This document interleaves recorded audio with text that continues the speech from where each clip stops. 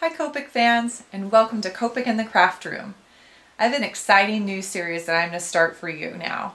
And what I'm going to be doing is through several lessons, and not necessarily all back to back, but I'm going to do some mixed media tutorials with my Copic reinkers, those ink bottles that I refill my Copic markers with. And I'm going to be showing you how to do some mixed media techniques. All of these techniques, if you follow along in this little series, are going to make a finished mini album.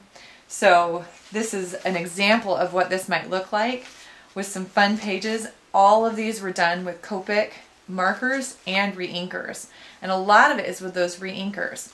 Now if you don't have those in your supplies, you haven't needed to get any yet, I'm going to tell you right now that for this actual project, you only need 2 or 3. So it might be a fun time to try to get a couple that you know you might need down the line and that you could try to play along. If you're not into mixed media or even scrapbooking for that matter, you can still use these techniques on your cards and other crafty projects, and so you'll hopefully still get some good information out of these. A lot of the techniques can be used with other alcohol inks, but I will tell you some of the things I'm going to do really are only going to work with Copic because I am going to mist the Copic inks. And those are one of the only ones that are considered non-toxic. And so I can put them out in the air and they're okay for us. Today, what you're going to need, and I'll tell you before we get started, but my first layer, I'm going to need some chipboard.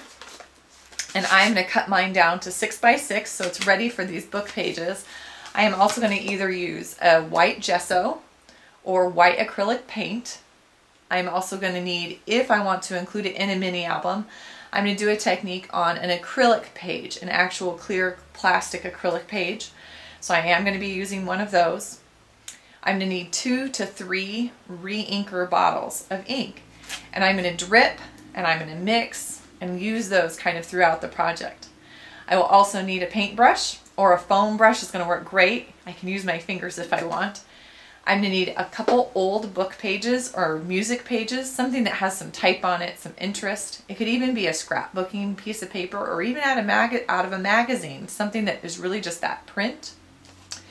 And the last thing that I'm going to need for the first layers that we're doing today or walking through today is what's called either a gel medium, or you could use a Mod Podge. Any of those kind of a Mod Podge finish that you can not only adhere but then coat over the top of a surface would be great.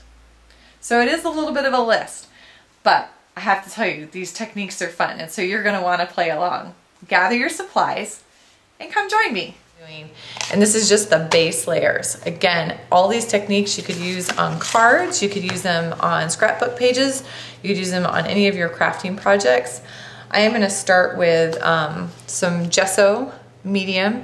This is a matte white gesso, and I'm going to start with, I've got 3 colors that I chose of various inks, and the entire book is going to be these 3 colors. And I'll use the markers sometimes, and I'll use the various inks then sometimes, but I'm choosing this time to use with an R83, a V17, and a V04. Those are the 3 I'm going to be working with for this whole series.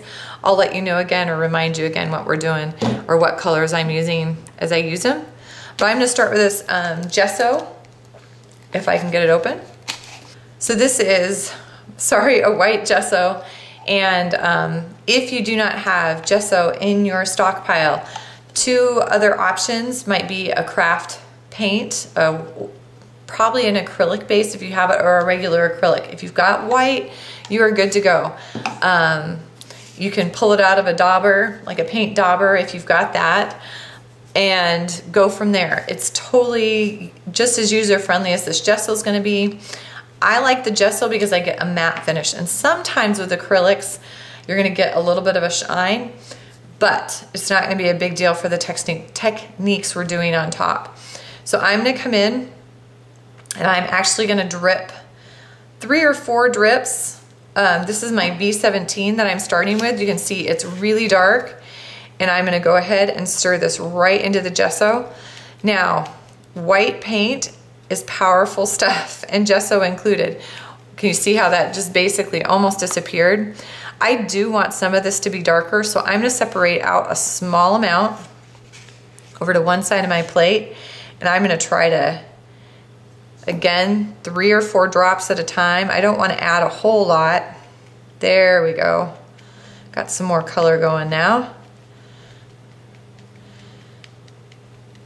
And this will thin it out. It has, you know, you're adding liquid into there, so you're adding some thinness. And I'm literally gonna add this right on this acrylic plate. I'm gonna give it one side. I'm not gonna go over the whole thing. And I am definitely not gonna do both sides. I'll show you in a second why.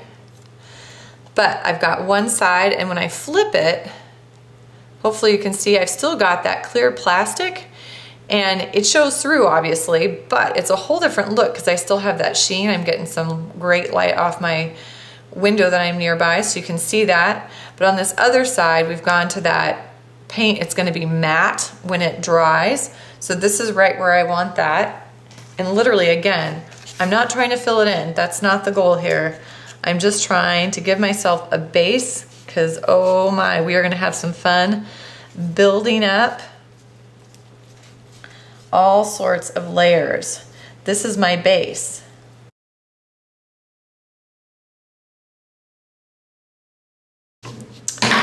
On this one, I'm gonna try something different. I'm gonna use that lighter color. And notice I'm not trying to go to the edges. I'm not necessarily trying to fill those pages in. To me, this is gonna be a mixed media album. And so I'm not necessarily needing those edges to be finished and complete. Does that mean that's a look you like? Not necessarily, and it means you can go in and coat that up as much as you want to. So I'm gonna get a base coat on. It's that lighter shade, not as much ink. And then I'm gonna go in and I'm gonna add 1, 2, 3 drops while it's wet. First of all, I can leave it just like this. It's gonna spread like crazy, but I'm gonna go in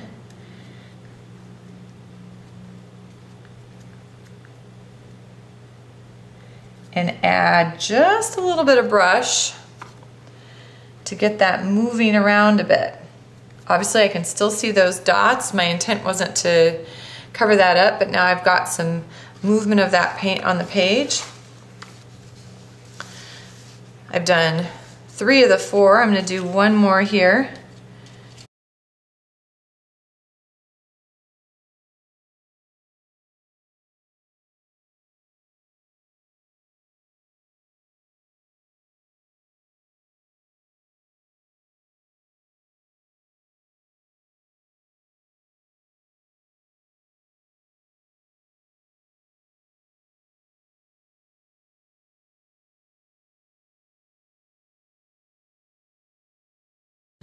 All right, we have 4 pages plus an acrylic.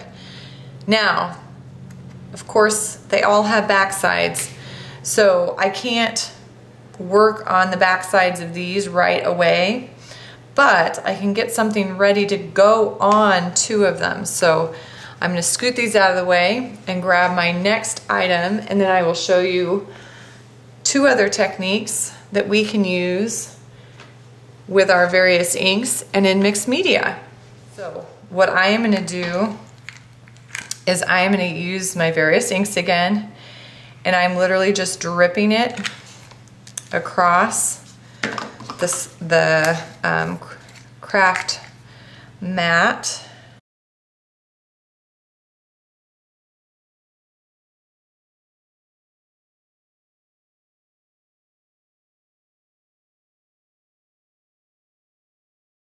So I am picking up ink and just filling that with color. Another way you can do this is by adding 1 of 2 mediums, and so I'm going to show you that real quick as well. The second way I can do this, I'm going to start exactly the same way.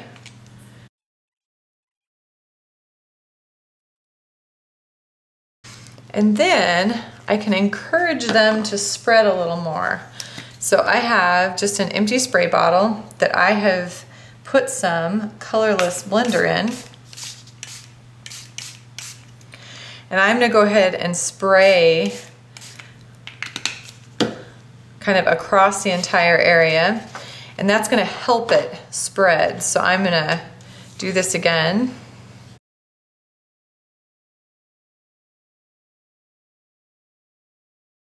Some different variations. This obviously, some of these areas will lighten considerably as they dry.